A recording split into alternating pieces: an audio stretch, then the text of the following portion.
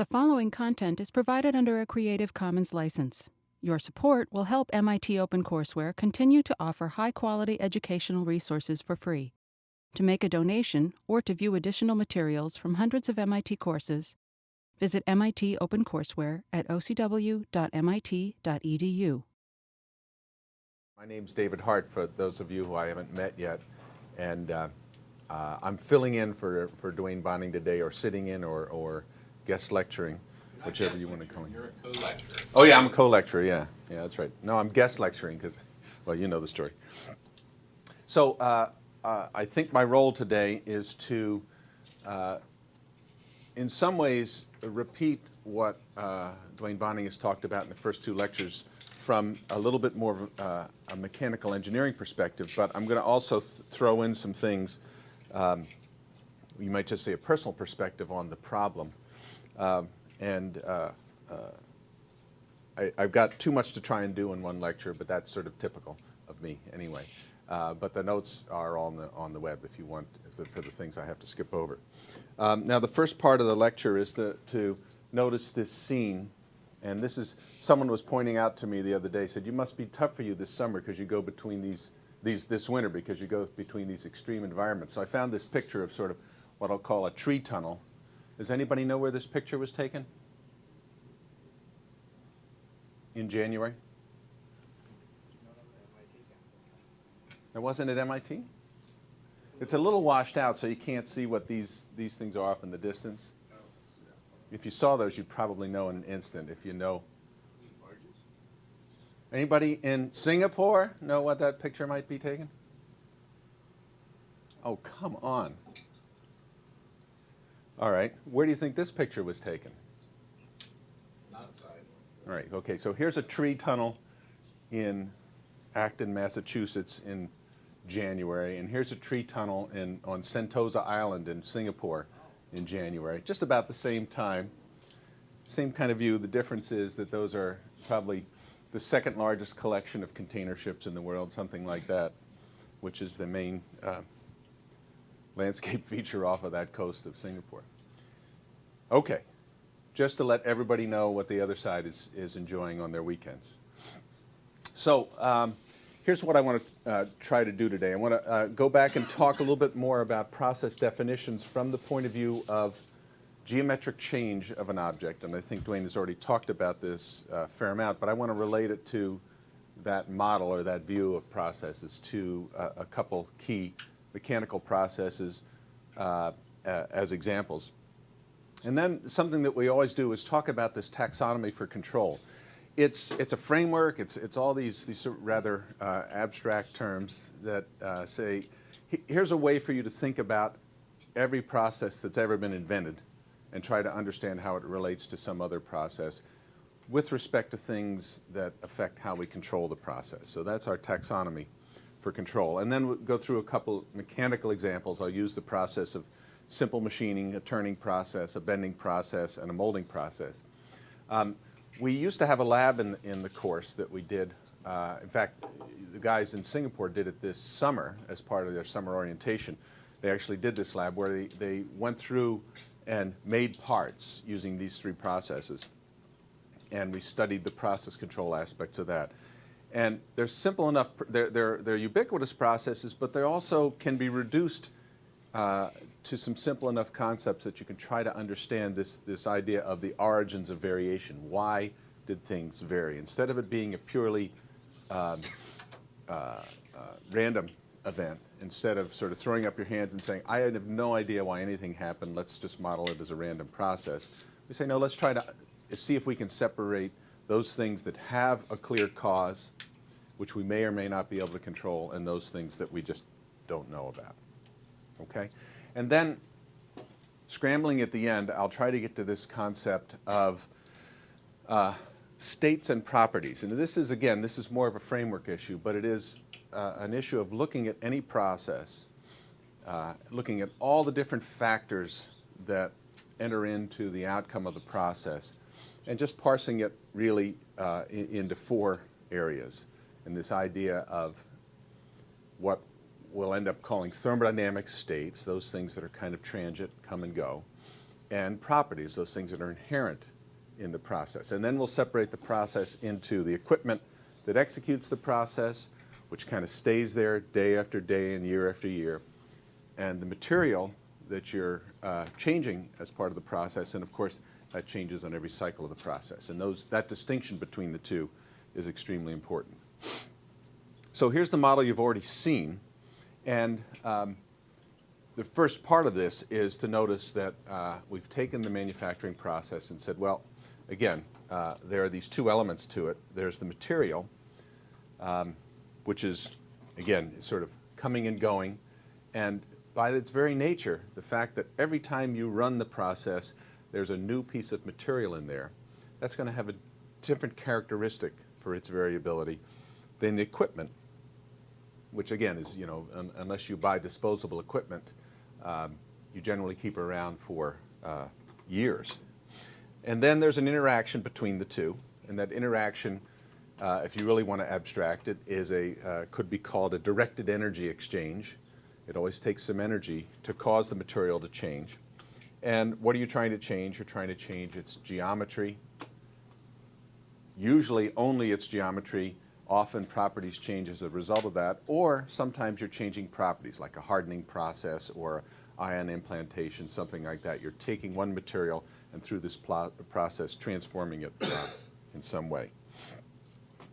And again, just to remind you, we have this simple functional relationship that says, well, guess what? The output is a function of all the inputs. And that's really all it's saying. And defining it right now, saying that the outputs are some vector, or the outputs can be described as a vector which has all of the relevant geometry and property characteristics of the process.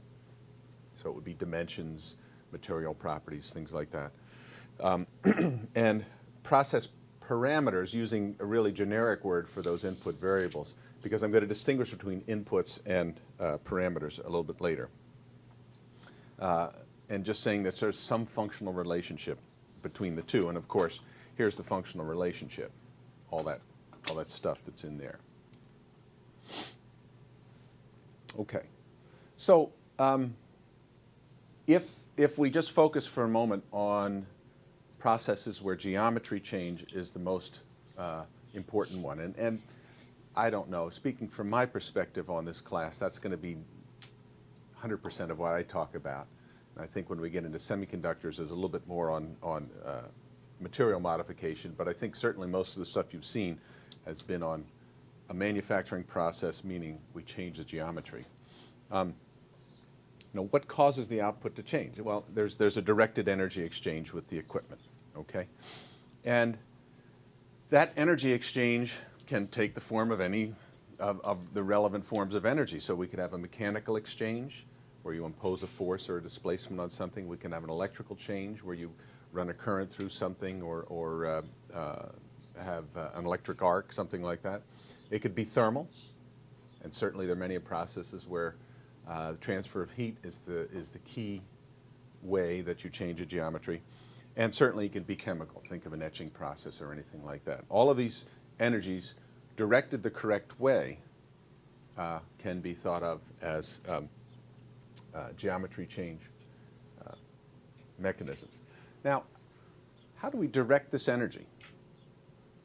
If I just say, I've got some thermal energy sitting around, how do I make sure it goes to the right place? That's the goal. In effect, that's the goal of the equipment. That's why this one little thing, which my thermodynamics friends would go crazy with, but calling energy a vector quantity. It matters where you put the energy, right?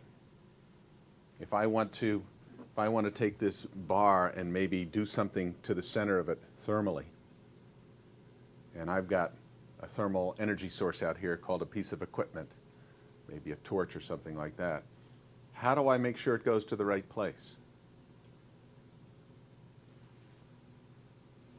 Equipment, material. This is one of my easy questions. I make sure I hold it in the right place, right? Yeah, go ahead. Go ahead, Sam. So I guess by ways of relative positioning, these two are in the correct positions?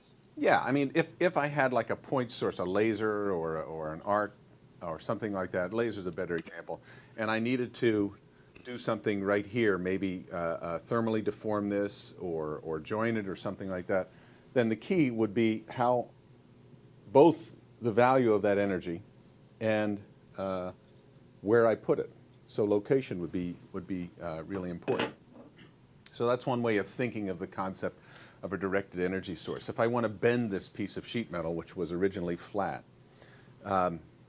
you know, and I have a displacement device, it's probably a good idea for me to put that displacement device in the middle, not over here, and to have that displacement device have a certain shape to get what I want. Think about this one for a second. This one, I don't know if you can see this. Let me try my document camera. Come on, doc cam. There we go. This is an injection molded part. It's from a precision yo-yo. And how do I make, what's the energy we're talking about there? This was injection molded. I think most of you here have had some hands-on experience with injection molding. If you haven't, I'll explain it in a few minutes. But where's my directed energy source there? Or, if you're having trouble getting your head around that, how did I come up with that shape? Heat and pressure. Well, I had heat and pressure to put the liquid plastic in there, okay? That kind of filled the mold, but what determined the shape? Yeah, the mold. And what's the directed energy in this case? If I'm saying the directed energy leads to the shape of the part, you know, the geometry change. Forces. Pardon me? The mill cutting forces from whatever bit used to cut the metal. We're talking about plastic molding right now. Right, but to make the mold. Oh, to make the mold? Yeah, I see where you're going with that, but I'm thinking about just the molding process. The tooling somehow was magically there.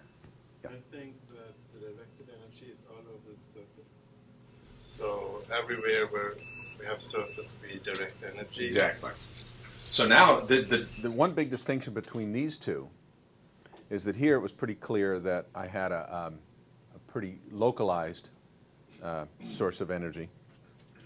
And of course, the case of heating this would be the same, or as you'll see later, turning it with a say a pointed tool. Here, everything's happening everywhere at once, and the direction, the if you will, the spatial aspect of it is imbued not by how I position something, but by the shape of the tool. So you start to see that there are kind of two extremes here. There's the case where this geometry is determined primarily by a spatial distribution of energy exchange, which is a little bit stretching it a little bit here, but a shaped tool. And as Simon said, everything happens everywhere at the same time. Okay? Whereas in this case, things are changing over time, and quite different things happening at different places. And in more extreme case, again, which I'll get to later, is if I'm coming in here with some sort of a point source, let's say heating it or applying a force here, there's nothing happening out here. It's all happening right here. And the net shape that I get has a lot more to do with how I move that interaction port, otherwise known as a tool, than it does with the tool shape. Tool shape is important, but it's of secondary importance. Okay?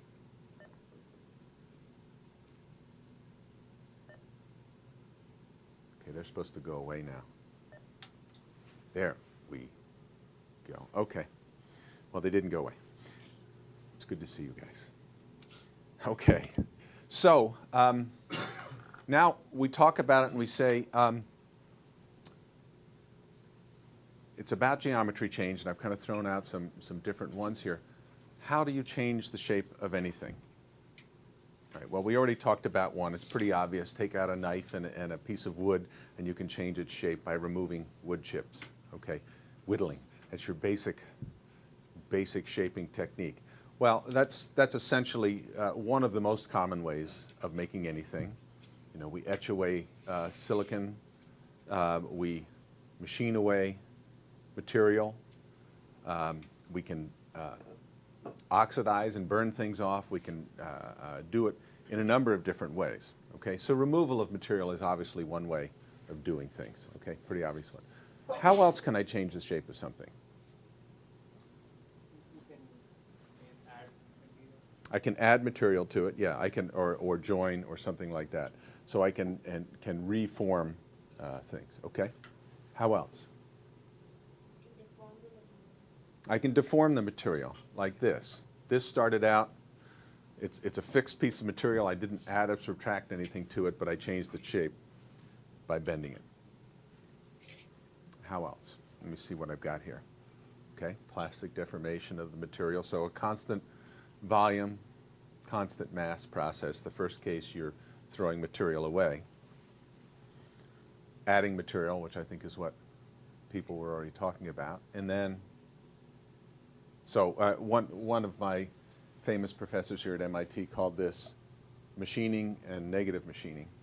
So it's kind of another way of thinking of it, but adding material, subtracting material. The ultimate manufacturing tool would be one that, you know, took from here and gave to there and that sort of thing. What else? There's one other.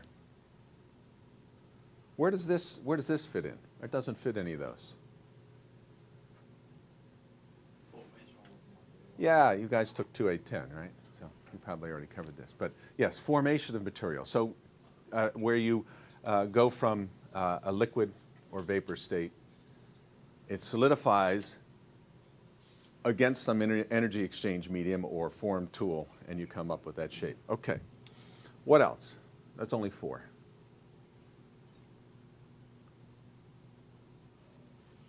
This is every manufacturing process in the world, in the universe. Well, it's kind of under addition, but you're actually growing material, either Yep. a chemical, Yep. biological process, Okay. or it's like a silicon crystal. Okay, good. We'll call that addition. It ruins my punchline if we don't. Any others? Well, I mean, the point is that again, it is a matter of definitions, and you could cut this more finely, but this pretty nicely characterizes every manufacturing process with respect to geometry change. We could have a parallel set for property changes, thermodynamic changes, and, you know, implantation changes, atomic changes, so forth and so on. But for this, it seems to cover pretty much everything. So if you look at a manufacturing process, or you look at something going on in a factory and say, is this a manufacturing process? One of these things should be going on if it's a geometry change process. So what controls the geometry change? Well, as you said, the local location and intensity of the energy exchange. So we already talked about this for turning, and here's just a schematic of a simple turning. This is actually the experiment we used to do, where you just, or you guys actually did it again, where you just come in, so-called orthogonal turning, and you come in and reduce the diameter of this stock. And, you know, more formally, we would say this is the location of the maximum shear stress. You bring in a tool, and the material is spinning in this case, and there's essentially no stresses on it. Then you come in with a tool and start applying a significant force over a very limited area in such a way as to create a critical shear stress, and the material decides to leave. Okay, and where so in an abstract sense, I can think of machining as locating a maximum, a very concentrated maximal shear stress point at different places in such a way as to at that location, make the material disassociate with it. Okay. Yeah, so we already talked about this one, heat transfer at the mold surface and injection molding. Yeah, this is, oops. So another extreme of interaction, to give you an idea that there's more than one way to remove material.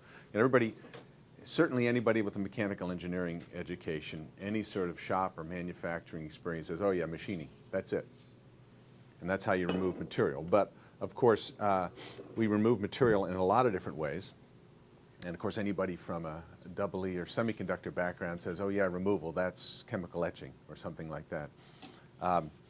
And that's true also. But then you have many things, these beam type processes, which are very important for a lot of different processes. But you know, think of the extreme case of a process where things are very localized and you're just doing something in a very small region, and then you move that region around the part. It might be something like laser processing, laser beams, using a laser beam to cut and moving it. This is meant to be a picture of a robot moving it around. So the robot is very important in this case because it's providing the motion and moving the laser tool. And of course, this has been taken to extreme with these femtosecond lasers, which can affect at any given instant will only ablate material in, I don't know what, submicron areas.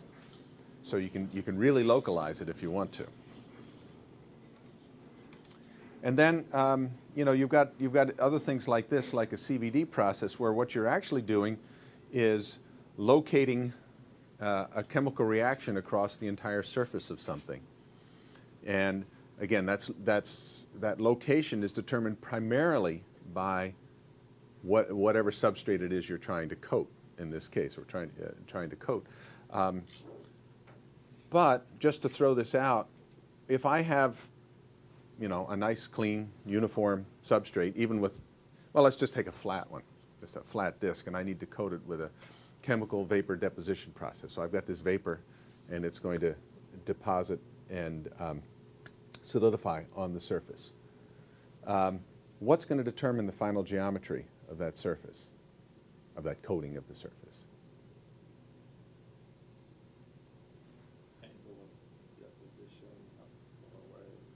Well, let's assume this is just sort of this chamber filled with the vapor, and then you introduce this in there. Okay. Time certainly is a big part of it. Yeah.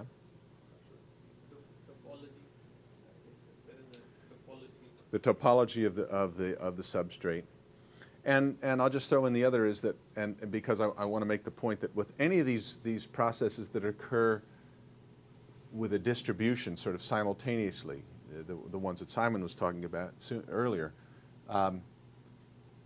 there's always this concern that you don't have uniform spatial distribution. So what I was getting at is there was no intention of having directed vapor density or anything like that. The idea is I've got this uniform cloud of vapor, and it's reacting with the surface. So why might it vary spatially? It's certainly going to vary over time because it takes time for this stuff to solidify.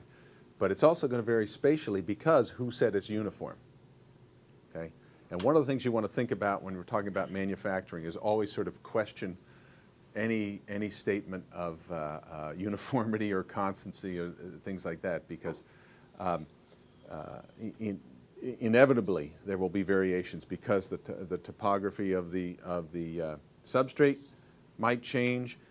Who knows? And in fact, it does happen, especially as you go to larger and larger wafers. You get important variations in the chamber, temperature variations. You could get concentration variations. All these kinds of things can cause problems.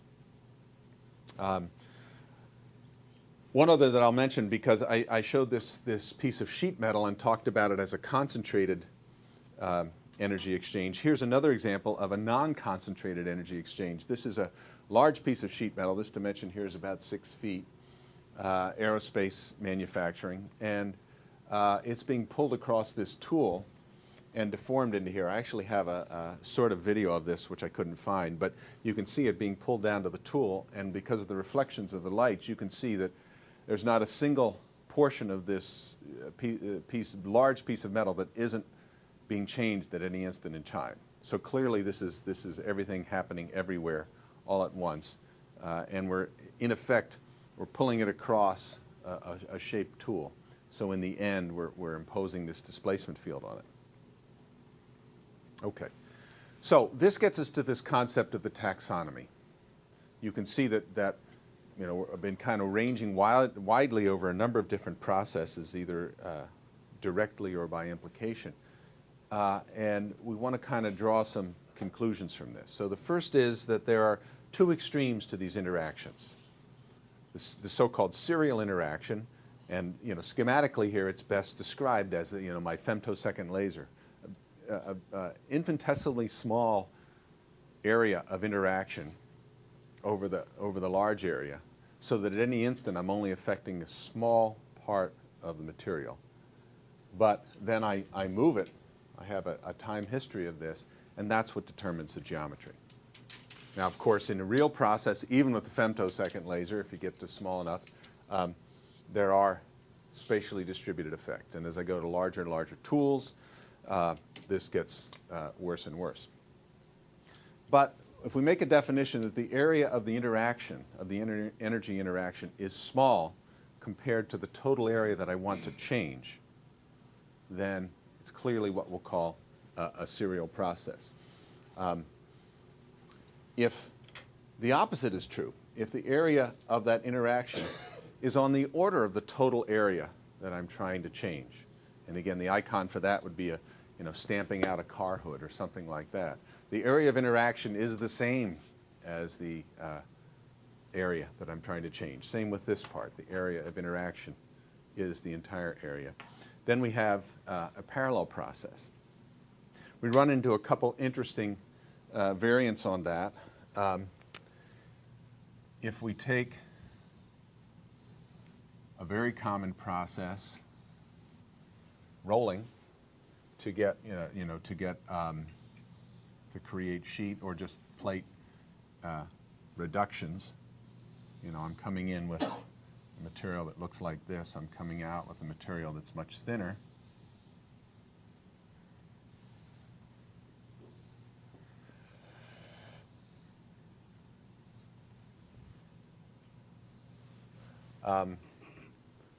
Where does this fit in this taxonomy here, this part of the taxonomy? Is it a serial process or a parallel process?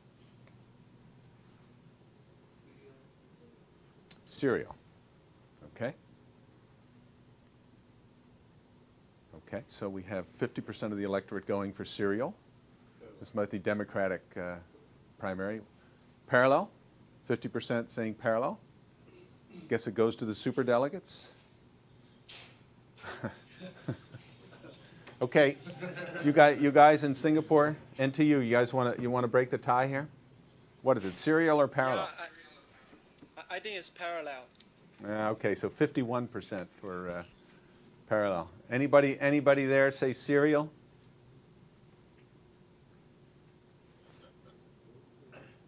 And we have some. Yeah, we got some serials here. Yeah. Yeah. Now we're getting to it. Okay, it depends. If I had drawn this in 2D, like this, and maybe sort of drawn it in extreme, and didn't even show this necking, just kind of showed it doing this, then you'd be pretty tempted to say, oh, that's a serial process, because all the action is right here. Look at this huge area that I'm affecting, and all the action is right there. If I'd drawn it in front-end view, and here's the material, you'd look at that and say, oh, that's parallel. Everything's happening everywhere at the same time. Okay. So just a cautionary tale. It's not either or, it's neither nor. Okay. It's sort of preponderance of, if you will. So this is a good example of why they're actually important, even though it's mixed on here. And I'm going to jump ahead to the sort of who cares, which may not have a satisfactory answer today. But the who cares is, if I'm running, in this case, the Alcoa, Tennessee, that's a real town, the Alcoa, Tennessee cold rolling mill that makes all their beer can stock, and I'm really concerned about extremely good thickness control, because when it goes into the high-speed canning machines, that thickness has to be right on, otherwise the walls will tear or it won't form properly. What do I control? Just intuitively, what would I control to affect the geometry parameter called thickness? Distance between the rolls, yeah. Okay. So I control the thickness by controlling, let's say, this distance right here. Right? Which thickness does that control? Does it control this thickness right here, or this one here, or that one there, or maybe that one there, or that one there. All you're doing, there's one display, there's one spacing there, yeah, right? And if you say, oh yeah, it's exactly right here, and then I make little discs and make my cans for the material over here, who's to say it's going to be right? So even in this case, I've actually got a mixed problem here and a mixed control problem. So yeah, here's a case where displacement, this trajectory we're talking about, just like this deal, you want to think of it that way. I'm directing the energy source by displacing it. That's part of it. But then how do I change the thickness distribution, the parallel part of the process? Well, I'd actually probably have to change the shape of the rolls, right? You can do a little bit. They actually do both sides, and that does help. But let's say I do both sides, so this is exactly right, this is exactly right, and the middle looks like this, which is not uncommon. It becomes fatter in the middle. What do you do?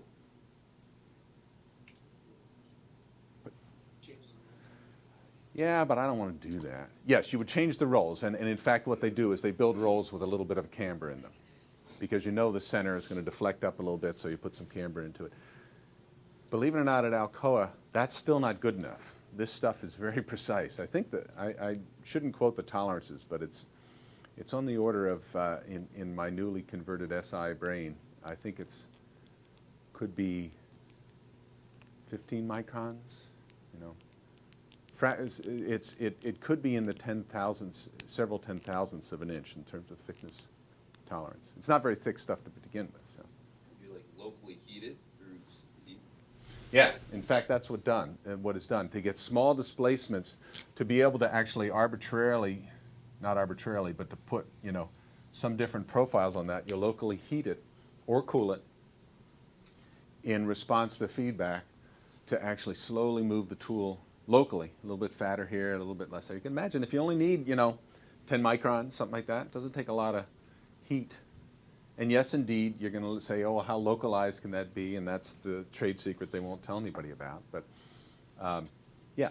So in this particular case, notice these two different modes of interaction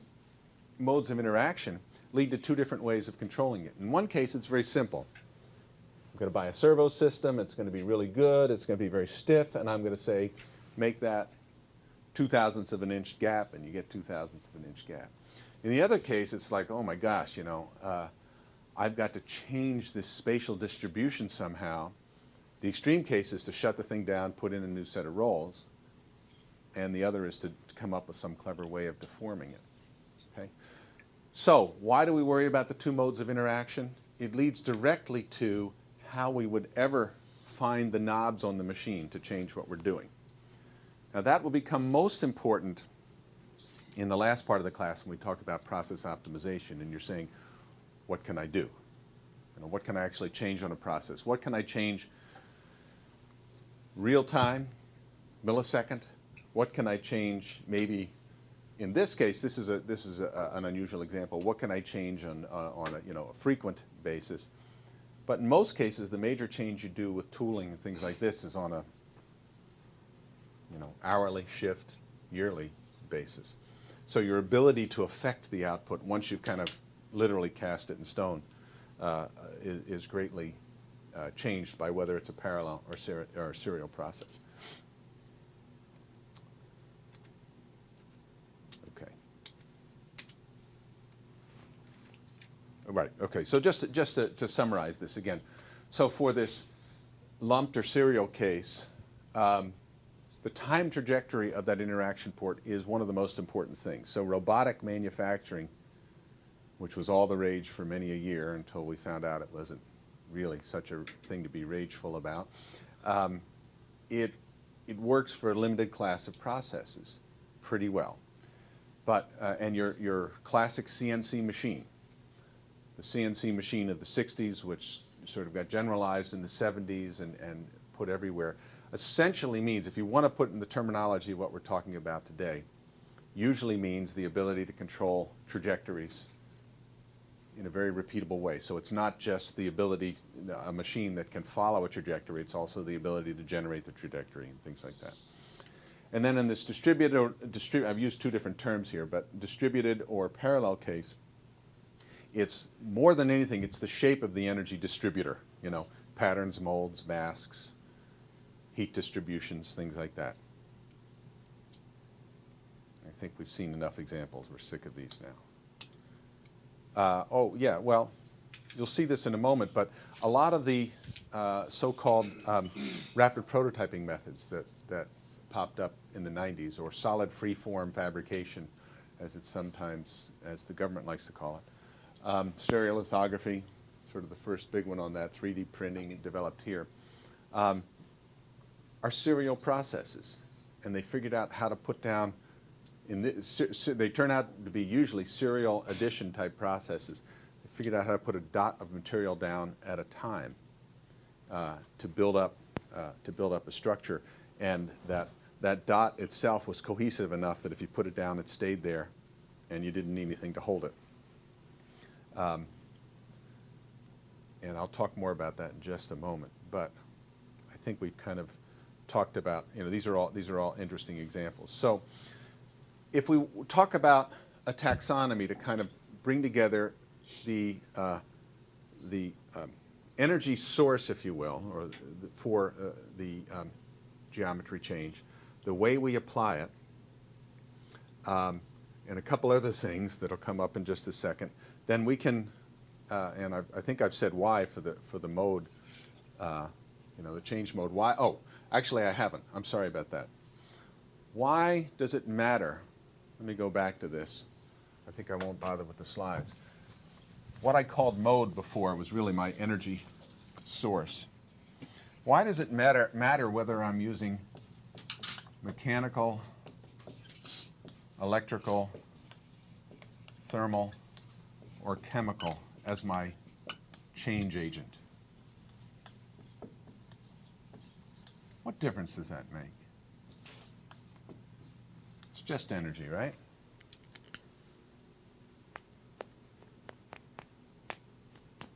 And again, back to lecture one, what do we care about in a process? Quality, number one in this class, but also we worry about rate, and we worry about cost, and we worry about flexibility. So with respect to which energy mode is involved, what difference does it make in this consideration? Simon, please. Well, the way we can control the process, we need to know what energy is involved so we can change Yeah, sure. the size of the energy. Absolutely. So I would control these in different ways, right? But let's assume I can do that.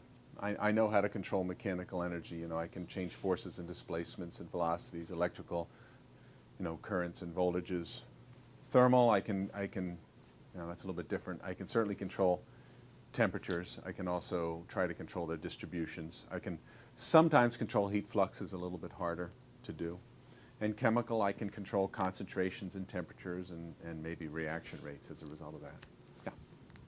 Matter of size, like if you're affecting a large area or smaller wafer versus a big stamp door? Yeah, that's a. I thought you were going someplace else with that, but yes, there is a size scaling. But what the example you gave actually, though, a wafer, in terms of the relative size of the features that I care about, is actually huge. When you think about a wafer compared to a tiny little submicron line, and then I think about a car hood with a little feature in the middle, the wafer is actually bigger. I was thinking of the depositions. The changes much. I mean, Yeah. Okay, I think you're getting what I wanted to do. Let me see if I get any more here, and then we'll see. Yeah, Kanika. The rates are definitely different. Mechanical is usually faster than thermal. Yeah. Believe it or not, when you think about this, you know, you always think of electrical. Oh, that's the gigahertz range, right, and all that kind of stuff. And that's true if all you need to do is move electrons, but we have to move material around here. So this tends to be very fast.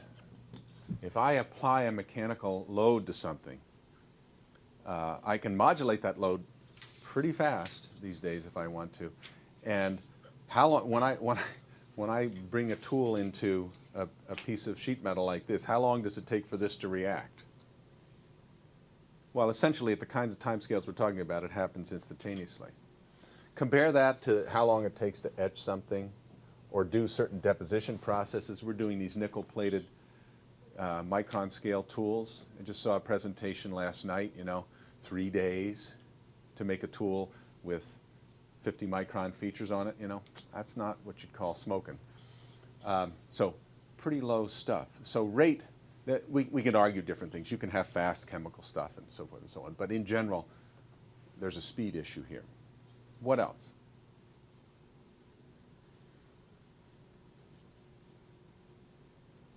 That's rate. What about quality? Tolerances or also side effects of the Yeah, process, side effects. I like specific. that. Yeah, say a little bit more about side effects. Well, you've got the theoretical, maybe I want to cut a perfect square, Yeah. but the tool's not going to cut perfectly square edges. So Right.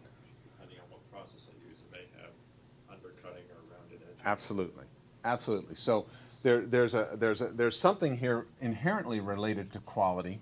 At least two things that I can think of. One of them is related to what I'll call diffusivity in the general sense, not just purely in the thermal sense. If I apply a load to something, as you're saying, if I apply a load to something, even with a point tool, there's a stress field that develops in it and that sort of thing. And this will be a little bit facile, but I can make an argument that says, okay, if I apply that load to here, it diffuses. And so I wanted to put the load in a tiny point, but it actually spread out, and so I didn't get exactly what I want. How about if I put a thermal source in there? And the worst part is not only does it dissipate, it just keeps dissipating. It probably never reaches equilibrium, so it's really going. How about a chemical reaction? One of the problems we have with that, of course, is if you do thick etching, you have undercutting because it don't go there, but it's going there. It wants to go everywhere, and other things like that. So again, you have different diffusion characteristics here, depending on what's going on. So your ability to control the shape, to get a minimum feature size, to get a level of precision, will vary depending on what you have here. And what else do you think is important to quality? Obviously, my ability to sort of direct things exactly where I want them to be is important. What else do you think is important to quality? How about repeatability? Yeah, sort of how well I can repeatedly apply this energy and have the same thing happen.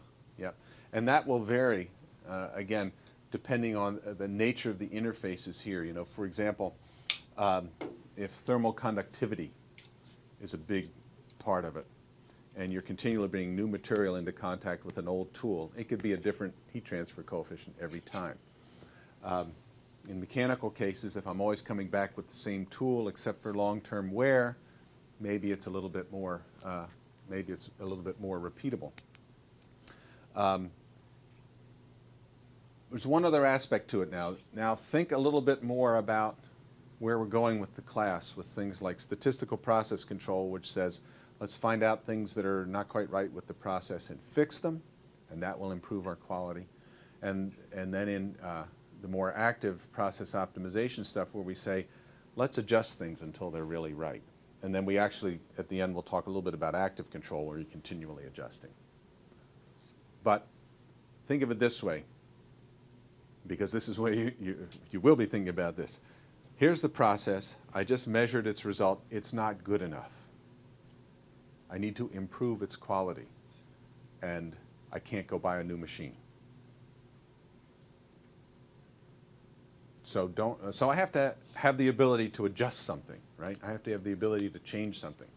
So think about what it takes to change these. Just as I was saying before with the rolling case in that. Yeah, go ahead. I think for some mechanical process, it's easier to stop. But for the chemical, the thermal, if you even you know the problem, you can hard to stop the process. It's hard to stop. I mean, I'm not trying to come up with winners and losers here because they all have advantages and disadvantages. But you're absolutely right. There are big differences, right? If for example, there's a time aspect to it mechanically, and I can pull that force off, and it goes away. There's a wave that goes through the material, but it goes at sonic rates. You know, the thermal could take a long time to change anything there, and certainly the chemical, depending on scale, can be like that too.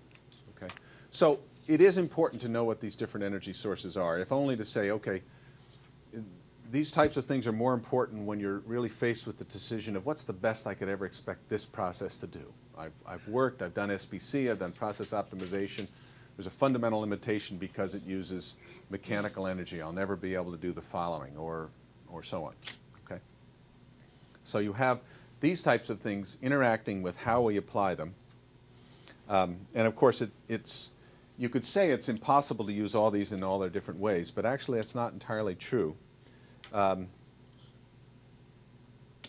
So, kind of said all that, so let's go on. Now this eye chart is an attempt to take this entire taxonomy and then just populate it, this chart, with some examples. You know, and some of these are no-brainers, and some of them could be a little bit controversial. But so what this says is, you know, across here, this is the removal mode of transformation, and here's addition, and here's formation, and here's deformation.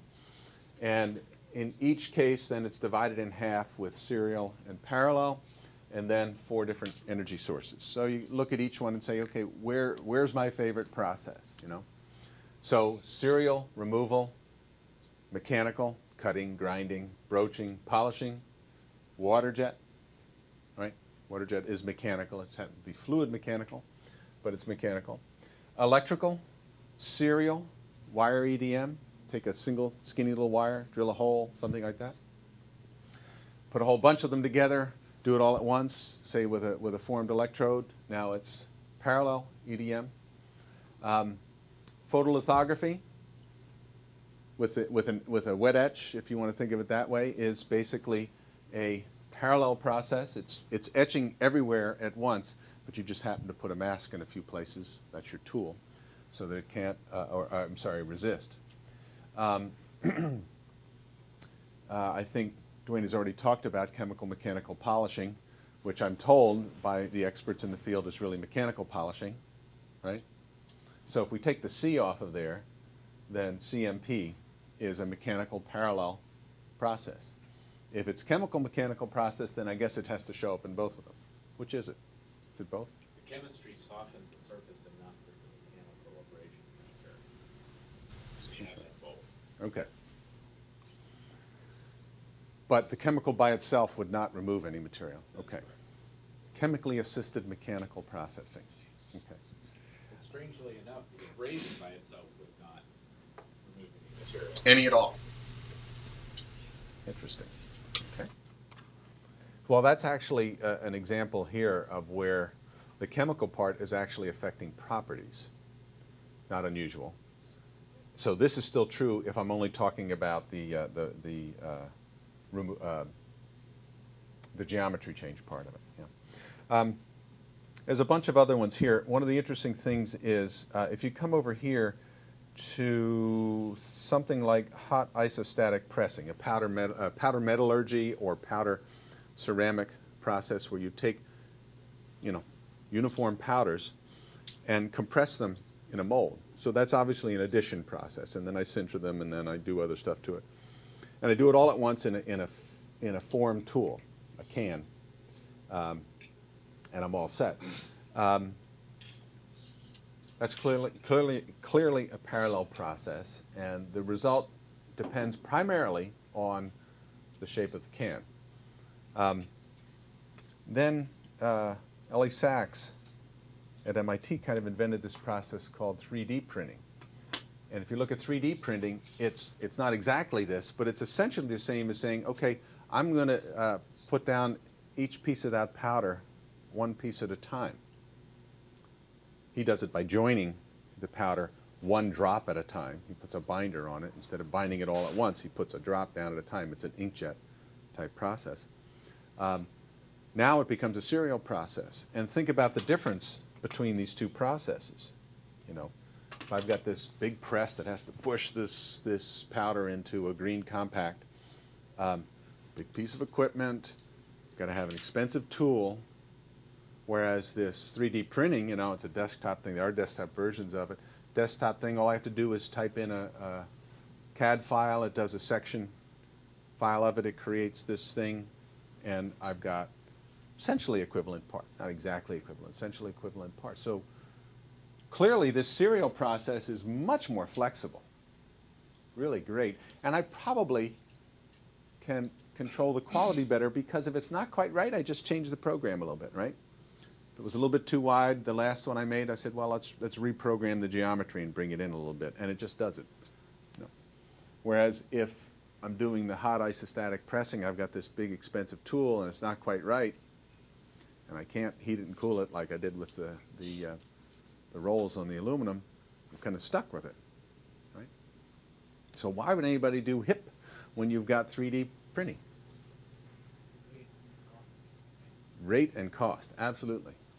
You know, you do the hot isostatic pressing in minutes, seconds, that sort of thing. These, again, the 3D printing, the fast ones are going to take you minutes to hours, and it's volume dependent, whereas with the HIP, it's much less so. So, in general, why does anybody do parallel processing? Because it's really fast. And the example I always like to give is, imagine if someone took a block of steel, or better yet, aluminum, and said, okay, I'm going to make all the body panels for your car, the thin little body panels, with my machine tool over here. You know, just imagine what it would take to build that, as opposed to going to a modern high-speed stamping shop. Has anybody seen automobile body stamping going on? Yeah. How long does it take to make side panel for a car with like integral door frames and all that other stuff? Each given operation probably takes about 2 seconds. There's multiple stages, so maybe we'll give it 10 seconds by the time it's done, you know. But blank metal in one end and these huge complex structures coming out the other end at incredible rates. You're not going to do that with a serial process. Although I will say they've done some things with laser cutting and laser welding where that thing really whips along, but it's still got a ways to go, and it's much more costly. So all these things do matter, and they come in different ways. Just because I always like to do this, stereolithography, how does that work? It's a rapid, it was the original, I think, the original rapid prototyping process. Anybody know what what's the trade name for that now? That's the most commercial of them. There's a machine right down the far end of this hallway in the architecture department that's an STL machine. Stereolithography? I guess it's become passé now. Yeah, Adam. It's just, I don't know what the liquid is, but you selectively harden that liquid material Yeah. with a laser. What is that? Yeah, as I that's right. There are these photocurable polymers that will be in a liquid state at room temperature and with just regular light on them. But if you hit them with the right wavelength light, they will polymerize. You know, they're UV curable polymers that are used for a lot of things, like contact lenses and things like that. But this particular case, what they said is, well, instead of putting it in a mold and flashing it with UV light everywhere, what if we put a little tiny spot of UV light on it? Will it form a little ball of polymer? And the answer was sort of yeah. So you have this bath. I think, again, I haven't walked by there this month, but there used to be in one of these glass-walled classrooms down here at the far end of the 4th floor in the architecture department, this white box with a clear window in it, and it's kind of lit up, and there's usually something going on in there. And what you'll see is a bath of nearly colorless liquid with a platen on it. And the platen starts at the top with a very thin layer of fluid on it. And this laser, usually not visible, but this laser will be dancing across the surface, tracing an outline, and that outline will become solid. And once it's polymerized, it'll move it down and it'll do it again. So it's basically reacting, causing a chemical reaction, or in this case a polymerization reaction, at a very small area by hitting it with the right amount of activation energy. Okay, so that's stereolithography. That would be a serial chemical formation process. You're going from liquid to solid. We also do, in fact, I was here last night listening to a PhD thesis from Singapore where what they did is they took a mold, poured UV curable polymer on it, flashed it with a UV lamp over the whole thing for about 30 seconds or something, I think, and then pulled it apart, okay? And it was all about the mold quality and filling and that sort of thing. So, and it's all about, 90% of her thesis was about, well, not 90%, a good percentage of her thesis was about making the molds. And how well could I extract this thing from the mold? So physically the same material, the same process, but in this case a really good example of going from a directed energy source that was a point to a directed energy source that was really this entire surface. So I guess my point is, and now I guess it's getting a little bit dated, but when these rapid prototyping processes were all the rage, it was interesting to notice that on this taxonomy, they simply, with the fact that some people realized, and it's been done for a lot of different things, not just these, but people realized that I can take a parallel process, and if I serialize it, it all of a sudden becomes a rapid freeform method, doesn't need any tooling. And so you've got that example. You've got what turns out to be, I guess I'd call it, it's like sort of like a reaction molding parallel reaction process to a serial reaction process. There's also this, with powdered metals, you can sinter them thermally to get the shape. And when people decided they could sinter it locally with a laser, you could take a powder of metal and zap it with a laser and just get things to sinter to each other locally. Okay, so they changed the whole equation on how the process is controlled, which has effects on all these different things. Last thing, because we're not going to talk about it much for the rest of the term, but because it's has been an extremely important part of manufacturing, interestingly fading in recent years for good and sufficient reasons, is flexibility. What do you think about if I were to go to different corners of this taxonomy and say, all right, so let's put a flexibility overlay on this.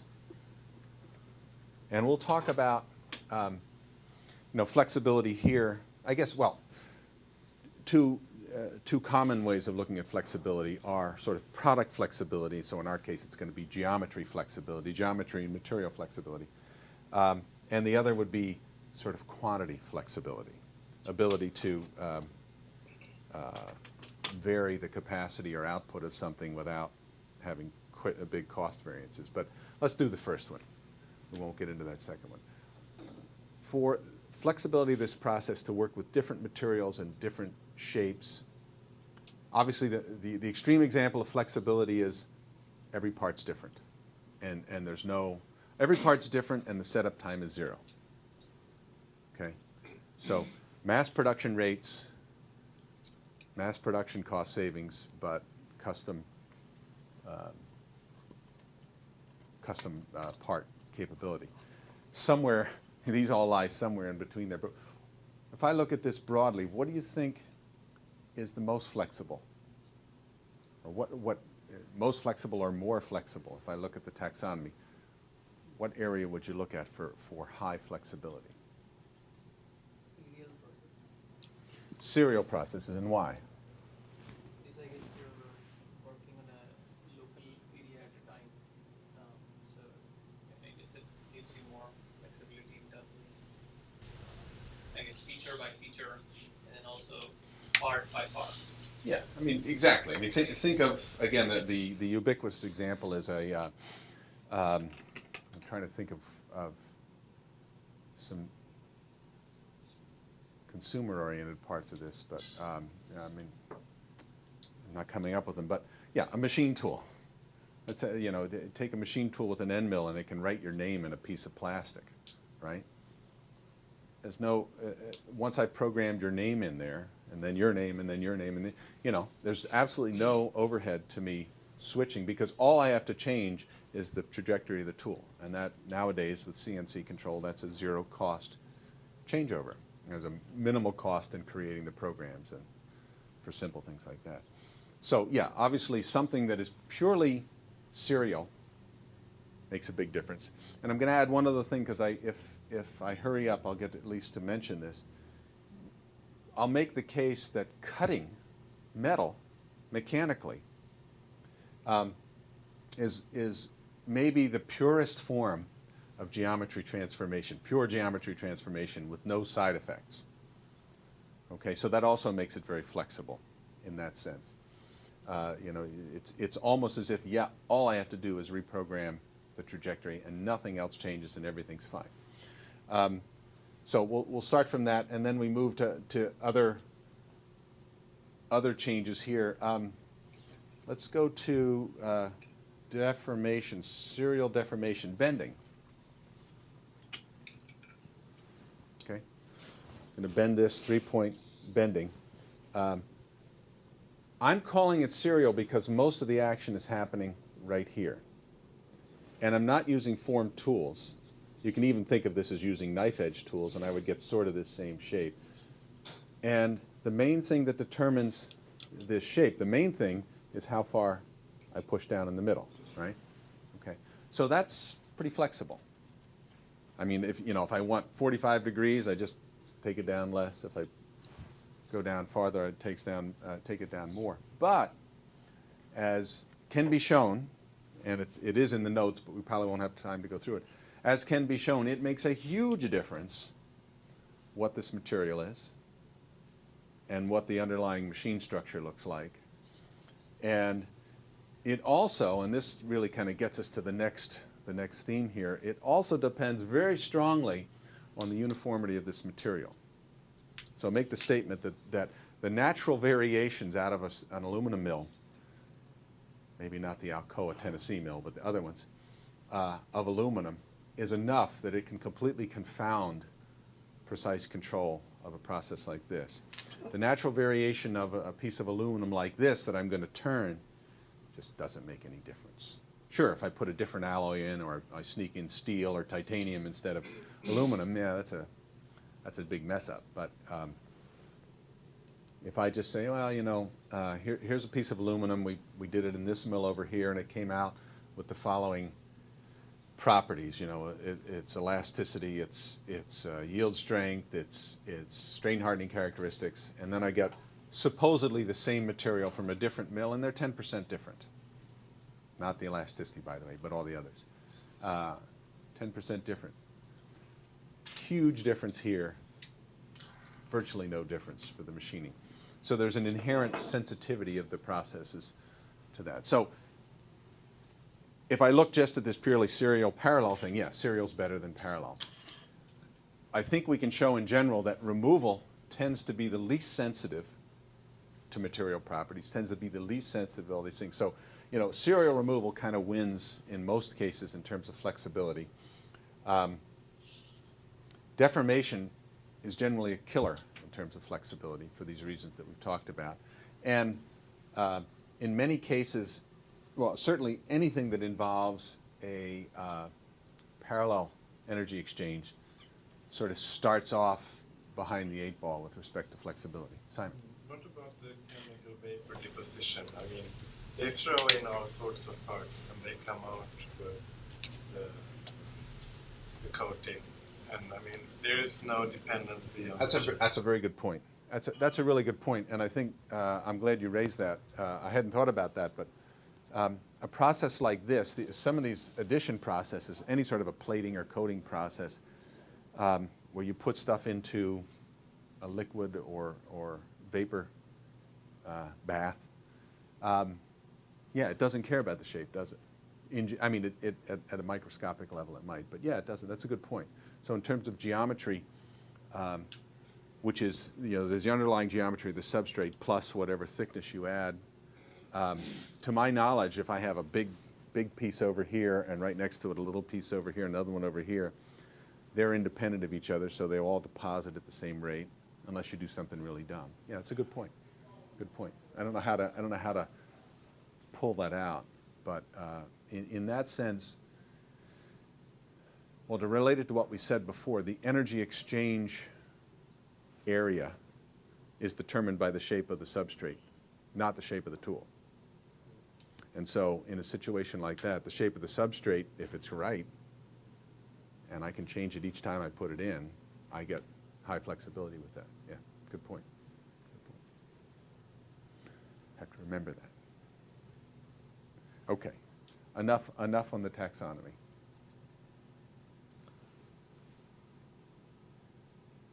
Okay.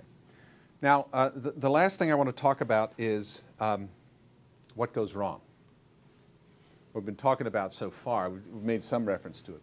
We've been talking about so far is how to make major changes. You know, I want to go from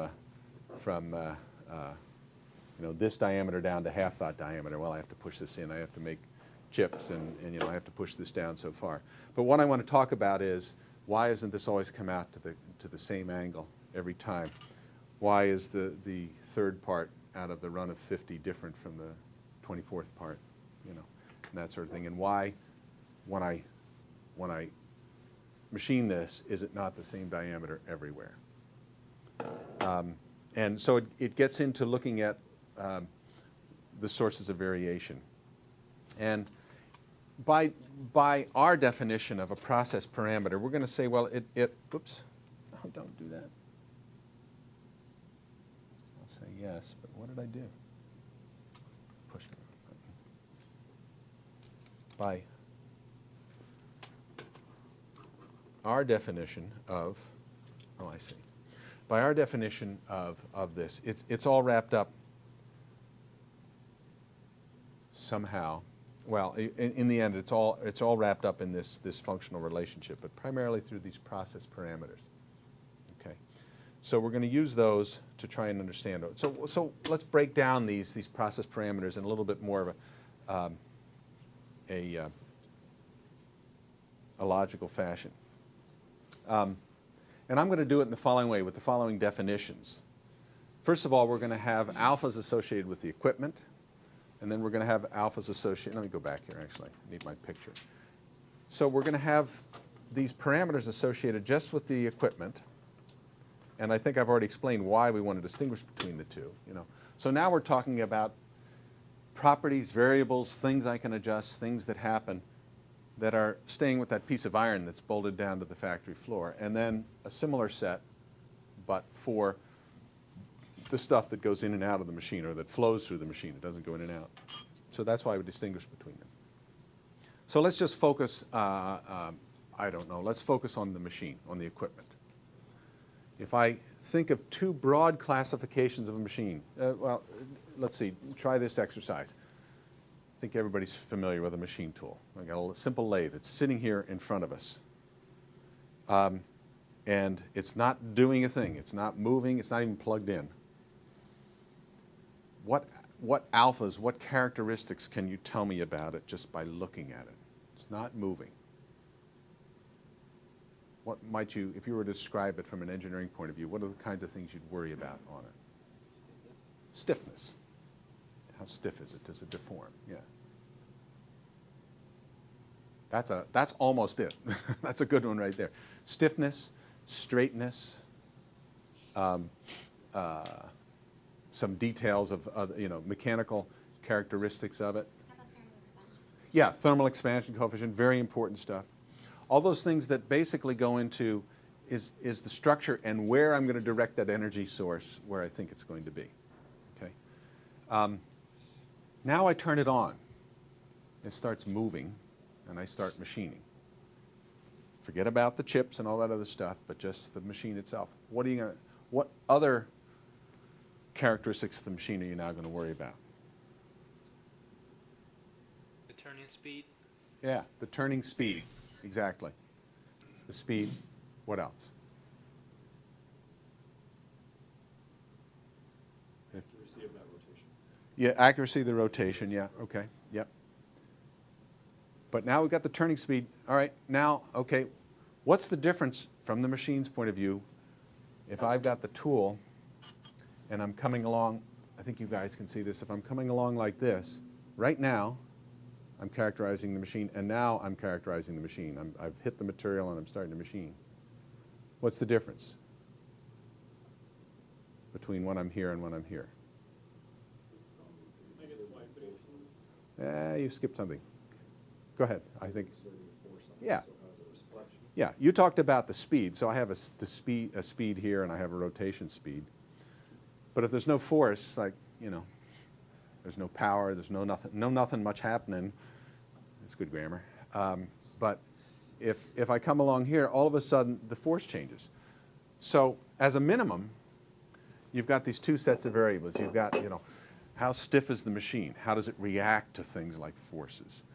How straight is the machine? If I move this way relative to the axis of rotation, that's your accuracy thing. Is it that way? And those are properties that they're not independent of whether it's moving or not. But you kind of look at it and you say, and it's the basic characteristic of the machine. And then you've got these transient ones that are only related to the energy exchange. So you'd agree that if there's no force, there's no energy exchange. But as soon as I have a force and a velocity, I'm putting mechanical power into that thing, and something's going to happen. Okay. So from that, we can actually say, okay, there are two types of variables. Think of these sort of ones that are intrinsic variables that characterize the basic properties of the machine. And if we were doing applied mechanics, we'd say those are the constitutive properties of the material, or they're constitutive properties of our machine. And then there are the energy states, how things change over time as the energy waxes and wanes and interchanges and things like that. And those are useful divisions because, for example, how easily can I change the stiffness of a machine? It can be done. I could buy a new one. I could go in and put in some more supports, and that kind of stuff. Or I can take some away and make it less stiff. Kind of hard. Yeah. Depends a lot on where I have my process. So if I have like a mill, I can take the table out very far and reduce the stiffness. Oh yeah. Stiffness is not a single quantity. You're right. I can find stiffer regions and less stiff regions, but I guess what I'm saying is if you need to elevate the stiffness of the whole, there's no acceptable spot in it. What do?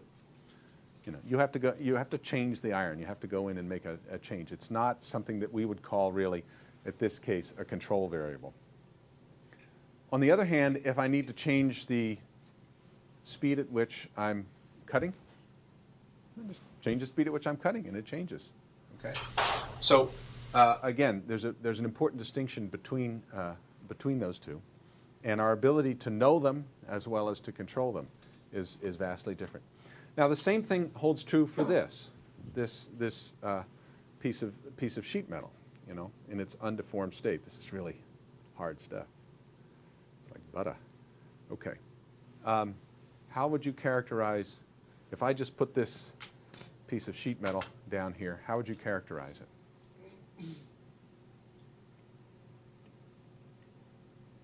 Yeah, please. Yield strength. Yield strength, extremely important. Anything else? Go ahead, Adam. Yeah, elasticity. Thickness. Temperature. Actually, that's not. I'm going to disagree with you on that. No. Why does temperature matter? Because it changes the dimension.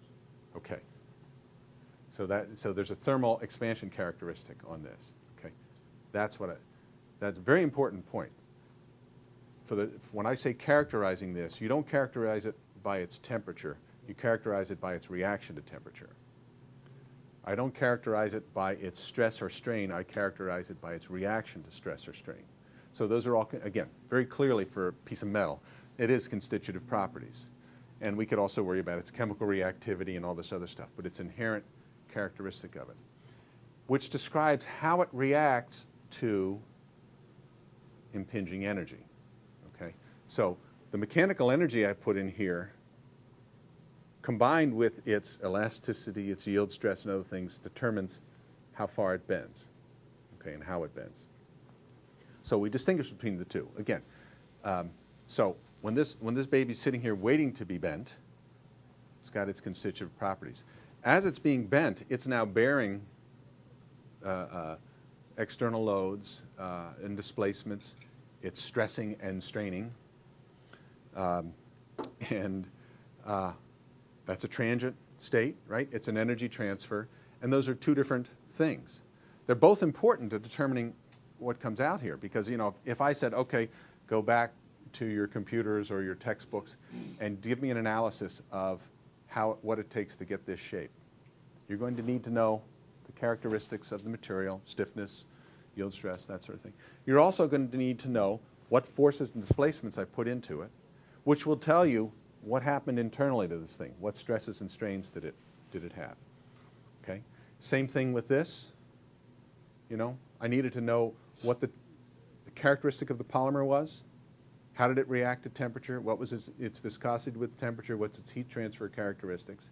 And then I needed to know what temperature it was, what pressure it saw, and what the heat transfer characteristics of the mold were. Okay. So what does this all lead to? These four babies.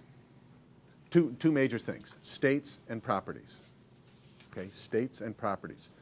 Energy states, transient things that don't hang around, things that are just there to accomplish what we wanted to accomplish and then they go away. And properties, which if you will, we can change them, but they kind of are there when we begin and they're still there when we're done. Okay? And are more inherent to either the equipment itself, essentially the material of the equipment, or inherent to the material itself. So when we talk about energy states, this one can be made much more precise than we have time to do here. And those of us who are students of system dynamics in the mechanical, not in the Sturman sense, but in the Painter and Richardson sense of system dynamics, understand that you can really do a good job of describing the world by simply talking about energy or power and constitutive relationships. And you can model anything as how it reacts to these things. So that's really what we've done here. So the equipment provides or absorbs either provides or absorbs some form of energy, force, velocity, pressure, flow, force displacement, that sort of thing, voltage, current, heat transfer, heat flow. And those are the things that determine specifically what happens in the interaction between these two. And then the properties, which is sort of like what's going to happen when that energy is transferred, are all these things we've talked about. Modulus of elasticity, plastic flow properties, viscosity, sort of almost the same thing. Resistance, inductance, capacitance, chemical reactivity, heat transfer coefficients, okay? Thermal diffusivities. Intensive constitutive properties, plus, because someone mentioned this before, someone mentioned thickness of this, extremely important. So are the other two dimensions. These dimensions are important, and these dimensions are important. And so it turns out the object of all our affection is actually the geometry in the end, right? So it's sort of an extensive property of the material. But we also have to worry about the geometry before and after, and we worry about the geometry of, obviously the geometry of the machine is important. You know, is it straight, is it square, that sort of thing. Okay. So let me finish up by just saying that we can have this model and then talk about, and why to bother doing this? I mean, it's kind of fun. It's intellectually stimulating a little bit, but I think there's one real benefit to it, which is to understand why things vary. So if I just say, all right, I'm going to subdivide by the way, all four of these things are subdivisions of this vector alpha that we said is what makes everything happen. Okay, so I've got alpha, and then I'm going to divide that into what I'll call equipment states, equipment properties, material states, and material properties. And why do I bother to do that? Well, in the end, I'll give you the punchline because we're just about out of time, is some of these are really easy to control, to keep fixed, and to basically know deterministically. Most of them, in certain categories, are really hard to do that with. As an example, material properties. Again, material property of this. How well do I know the properties of this bar of aluminum or this hunk of plastic? Well, I can do some tests and do this kind of stuff. But again, it can be shown that these can be highly variable, particularly as I go from this bar to that bar to that bar. So we're going to be able to argue that unless you spend a lot of time upstream eliminating variations, like unless you do really good process control on the casting and turning, or casting and rolling and other processes that go into this will have variable properties. So this tends to be, material properties, tends to be variable. And as a result, depending on the process mechanics, has a huge effect on what your result can be. Unless there are some wonderful processes out there, again, like I said, like machining, that say, yeah, I don't really care. I'm very insensitive to that. Equipment properties, okay? Equipment properties, so the stiffness of the machine, the temperature in a reaction chamber, other things like that. I'm sorry, not temperature, the thermal insulation in an oven, something like that. Okay, within limits, of course, there's some uncertainty there. It's not just variable, I should say variable or uncertain. Either one is as a source of uncertainty or variation for us.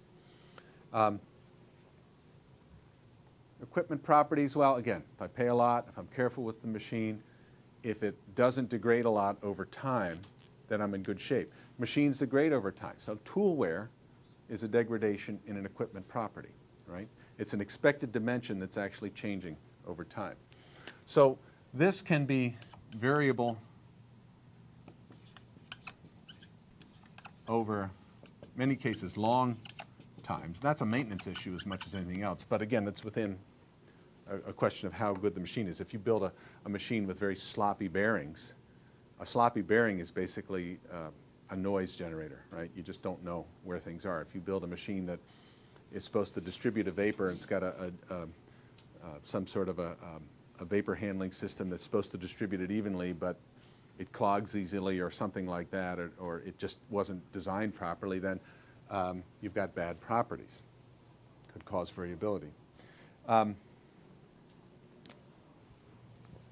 Equipment states, forces, pressures, temperatures, flows, velocities. What do you think about those in terms of our ability to control those and eliminate uncertainty? Good, bad, or indifferent?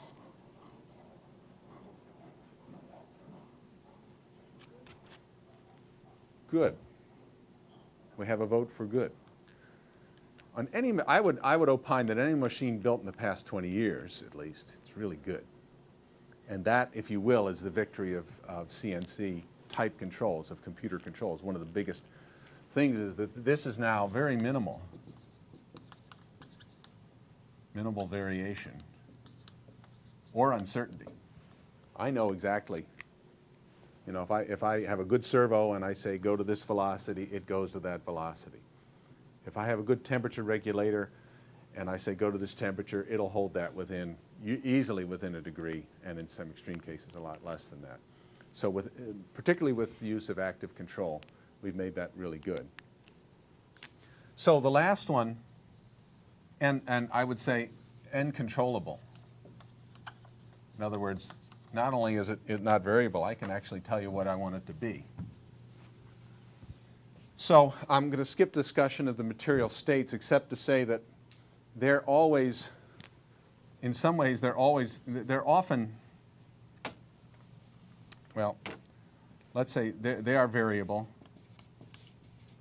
and hard to know. And I'll give you my one favorite example of that. Let's say that I have a polymer that needs to be at a certain temperature to do what it's supposed to do. Typical way of doing that would be put it in an oven and let it sit in that oven. Okay, so the oven has certain properties that makes it keep uniform temperature, and it has a really good temperature control on it. So if I say heat this to 100 C, it's right there at 100 C. So I've got this heated air, and it's at 100 C. And I take a piece of polymer and I put it in there. and I wait sufficiently long that it's at equilibrium and the polymer's now at 100 C. And then I pull it out and put it in a forming machine, something like that.